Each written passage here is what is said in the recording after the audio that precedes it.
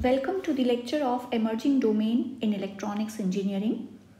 We are discussing communication module, and in today's lecture we will discuss the demodulation techniques of AM.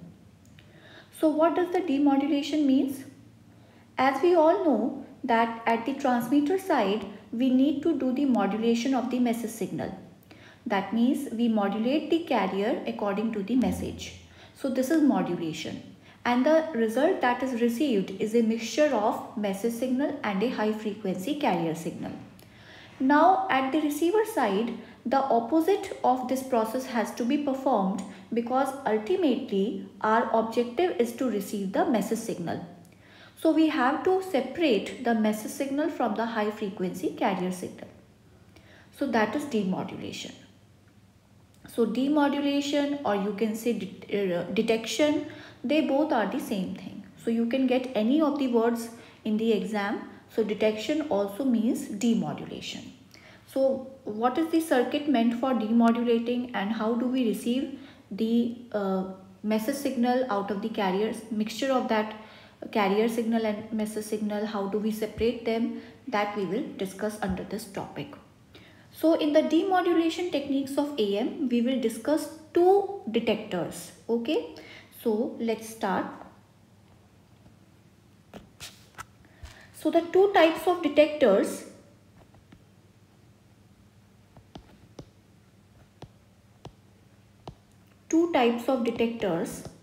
of AM wave are,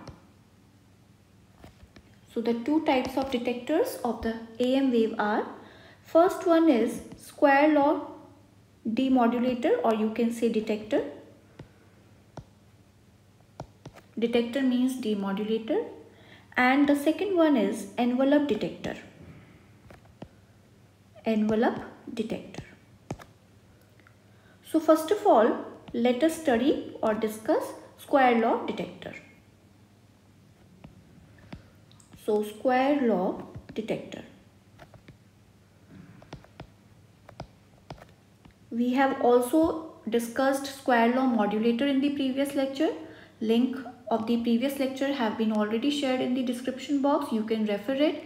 So in the same manner, you will be studying the detector part. Okay, so square law device, we will employ a square law device here also. Concept will be same, but here the filter will be replaced by a low pass filter.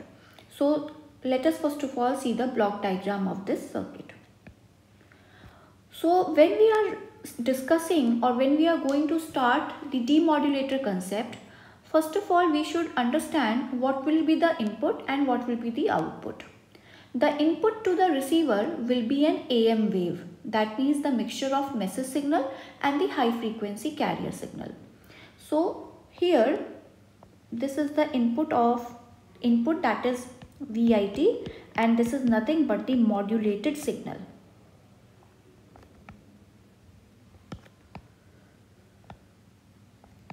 This is square law device. We have some output of here, that is V0T. Then we have filter here because we need to separate the message signal, and this is low pass filter, and it is tuned to omega m. That means it will only allow frequencies from 0 to omega m to pass through it. And the output is the modulating signal, that is the message signal. Now let us see how to derive the expression and hence prove that the output of the low pass filter is the modulating signal. So VIT is nothing but AM wave. And what was the expression of AM wave? When we started deriving the AM wave, we reached up to an expression like this. If you will refer the amplitude modulation part, I have also shared that link in the description box. Kindly refer to it. How did we derive the mathematical expression of AM wave? From there you will be knowing that what was the expression of AM wave. So this is the expression till where we reached, and it was in fact it was not like this. You will find an expression like this. It was like this. the exact expression that you will find in the derivation was this. So in now what VIT we have to take here, we will be neglecting this cos omega mt here because it will make our derivation complex. You will understand it while you will be deriving, that we will not be losing anything, but here we can neglect it. So we are taking it as EC into 1 plus m cos omega ct. Okay. Now it is fed into a square law device, and we have read it earlier also that a square law device follows a square law and the output is given by some constant into the input plus another constant into square of input, like this. So let's put the values over here. It will be like this.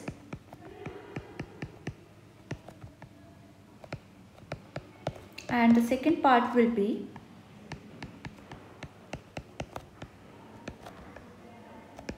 like this. Now we just have to open the brackets.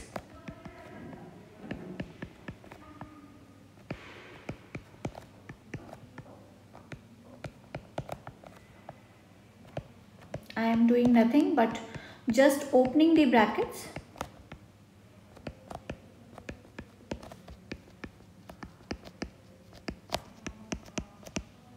I have solved it further.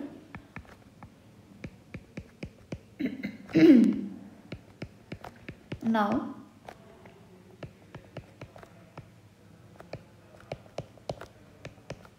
I will just open the bracket simply.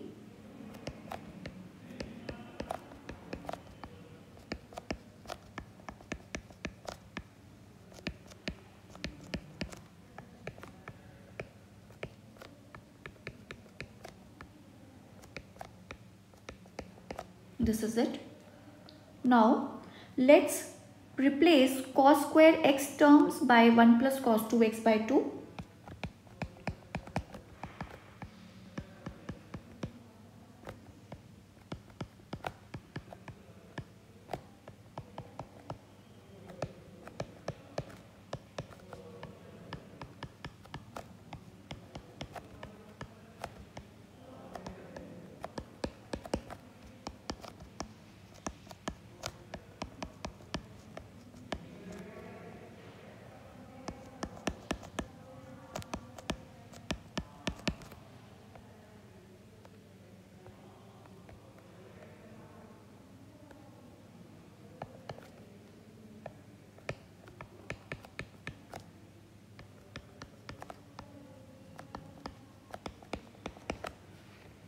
So it has been replaced like this, or you can say like this.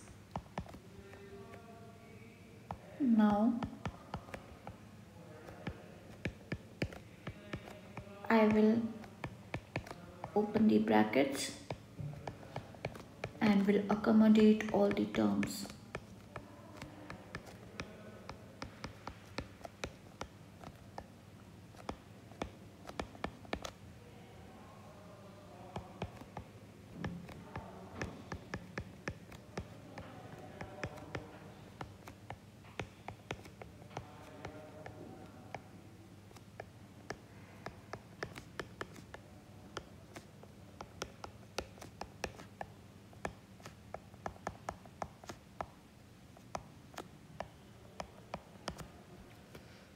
We have reached till here. This is the V0T, and this output, as you can see the diagram, block diagram, the whole expression is being fed as an input to the low pass filter, which is tuned to omega m frequency, and as it is a low pass frequency, so it will pass the frequencies from 0 to omega m. So the range of low pass filter is 0 to omega m. Alright, now let's see which of the terms will pass.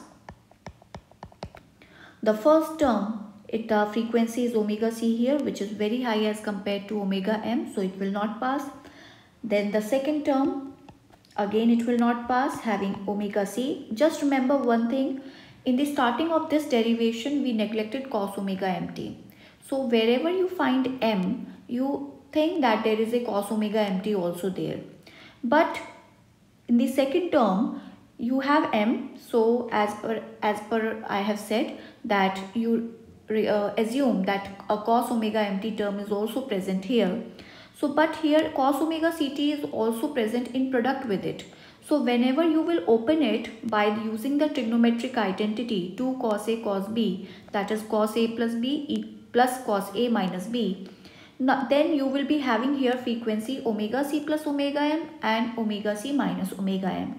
Again those frequencies will not pass, because this low pass filter will only pass the frequencies either 0 or omega m. Alright, so this will not pass. Again BEC square by 2, here the frequency is 0 because there is no cos term here, so cos 0 is 1. So you can say that it will pass. So I am writing here the output of the low pass filter, because now we are seeing what will the low pass filter allow to pass. So the output of the low pass filter one is BEC square by 2. If you look at the other term, it is 2 omega c, so again it will not pass. Here it is m square, so it would be cos square omega mt here, because as I have said now that wherever you are seeing 1, you can assume cos omega mt because we have neglected it earlier. But here if cos square omega mt would have been here, then we would have replaced it by a 1 plus cos 2 omega mt by 2. So cos 2 omega m, that will not pass, but that one which was there, if you would have opened the bracket, so it would have come out. So you can write that this term is going to pass. Now the next term, again it will not pass. Then this other term, yes, it will pass because you are having m over here and you are not having any frequency. And the next term, it will not pass. So you will be having 3 terms at the output of the low pass filter. Now if you see here, you don't have any message here, so it is a DC term. Okay, it is a DC term. Here the next term that you are seeing here, you are squaring the message, so it is nothing but the undesired, it is distortion. And this one is desired. So what we will do, we will simply block the DC term by using a capacitor. Okay, so we will be having these 2 terms. So finally the second and the third term, that is the distortion and the desired term, will pass through the low pass filters. So the terms which pass through low pass filters are, this is m square b ec square by 2 plus mbec square. So these 2 terms will pass, and if we need to receive the less distortion as compared to the desired component, so it will be given by, so the ratio of desired signal, that means we should have the desired component much greater than the distortion component. So desired component upon distortion component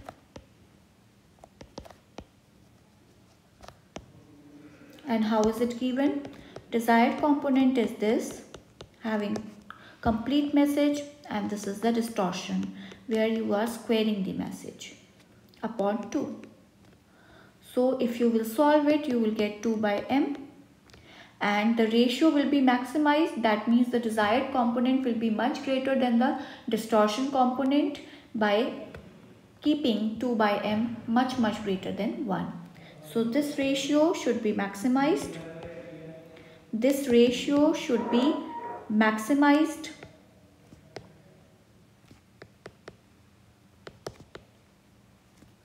in order to minimize the distortion.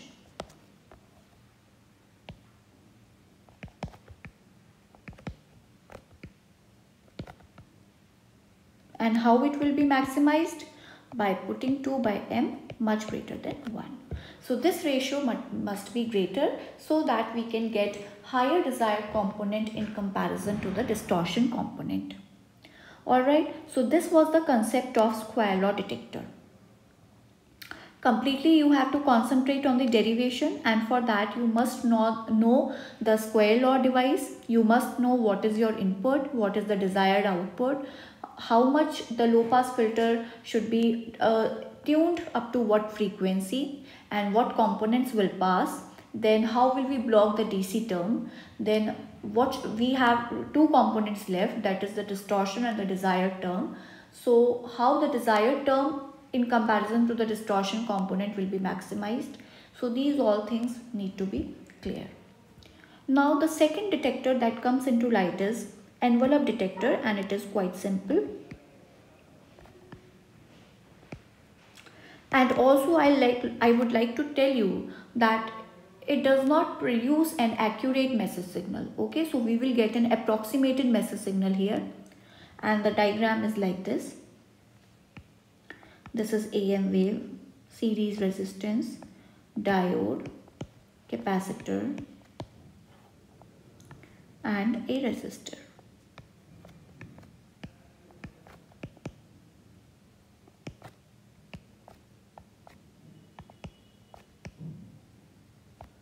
Okay, and here you will get the message signal.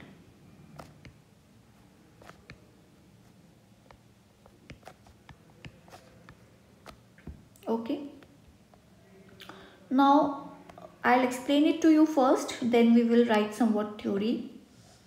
So the AM wave that will be received will look like this. We have also drawn the waveform earlier.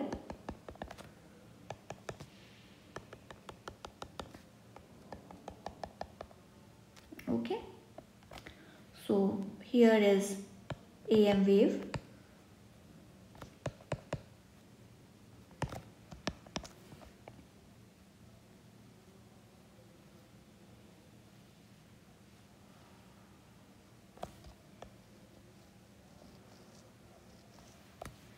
And this is the carrier. Now look here very clearly, look at the waveform and look at the circuit. See, you are having carriers and you are having positive and negative cycle in each of the cycle. There is a positive half cycle and there is a negative half cycle in each cycle. Now whenever the positive half cycle will reach, as you can see, the diode will be forward biased. And whenever the diode will be forward biased, we all know that it will be conducting the current, and due to that the capacitor will charge up to the peak value. So now look at the waveform. For the first positive half, what is the peak value? This is the peak value where I have made a dot. So the capacitor will charge up to here. Now suddenly the negative half cycle will come, and whenever the negative half cycle will come, diode will be reverse biased. That means it will be, now the capacitor will discharge, but the discharging time is very high. That means it will discharge very slowly. So the capacitor discharges. Now look at the waveform, and it will reach up to here. The discharging value will reach up to here, and then suddenly the next positive half cycle will come. In the meanwhile, again the diode will be forward biased, and the capacitor will have to charge up to the peak value of that positive half cycle. Then the place where I have made a dot, the charge will reach up to there. Again, in the meanwhile, the negative half cycle will come, capacitor will discharge, and the discharging is slow, therefore it will reach up to here, and then in the meanwhile the negative half cycle will come. Positive half cycle will again come. So again it will charge, and the process of discharging and charging will continue. So the charging will take place up to the peak value. We will keep on recording this value. Okay. And whenever we will join, so we will be having all these values, the peak values where I have made the dots. When you will join, when you will record them, and after the whole process, when you will join all these dots, that means the peak values, you will be receiving an outline of the envelope. That is nothing but the approximated message signal. Because the envelope was made according to the message signal. Okay. So envelope was formed according to the message signal when we modulated the signal, and we are receiving the same envelope here. So this is the approximated message signal. Not exact, but then we have received the envelope. So this envelope detector is very cheap and efficient, and where resolution or you can say accuracy is not of much importance, you can use it. And it displays diode is off, and so capacitor discharges through R. Okay, so this detector is very simple and efficient. Okay, and what does an envelope detector produce? An envelope detector produces an output signal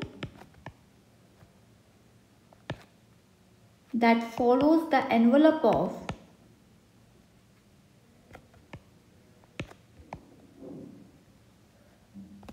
input signal exactly.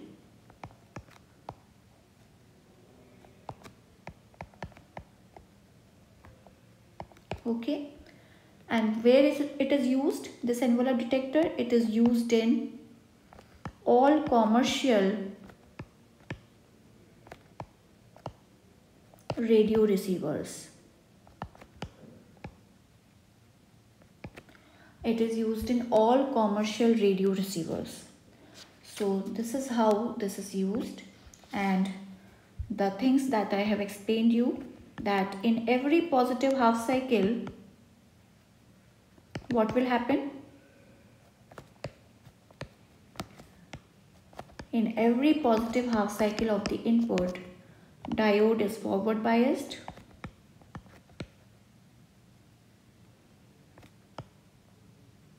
and it will charge the filter capacitor. It will charge the filter capacitor C to the peak value of input voltage.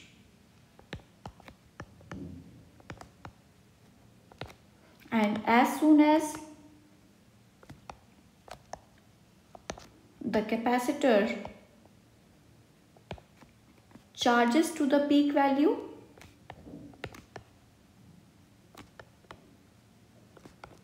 negative half cycle arrives.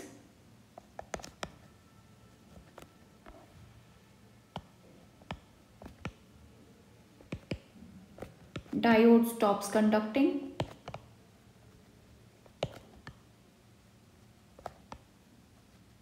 And the capacitor will discharge. Capacitor will discharge through R. This process continues. The discharging process continues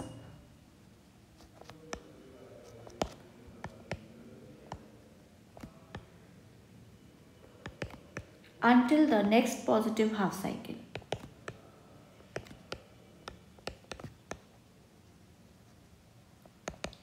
So this was about the envelope detector. Then after recording all the peak values till where the capacitor will charge in each of the cycle, when you will be joining those peaks, you will get the envelope of the input signal. So this is how we receive an approximated input, you can say approximated value of message signal. And we are using envelope detector, though it's not producing an accurate message signal, but yes, cost is very low and we can use it in commercial radio receivers. So that was about the demodulation of amplitude modulation. So these were the two detectors that we used for demodulating the amplitude modulated wave. I hope you must have understood both the techniques of demodulation. Thank you all.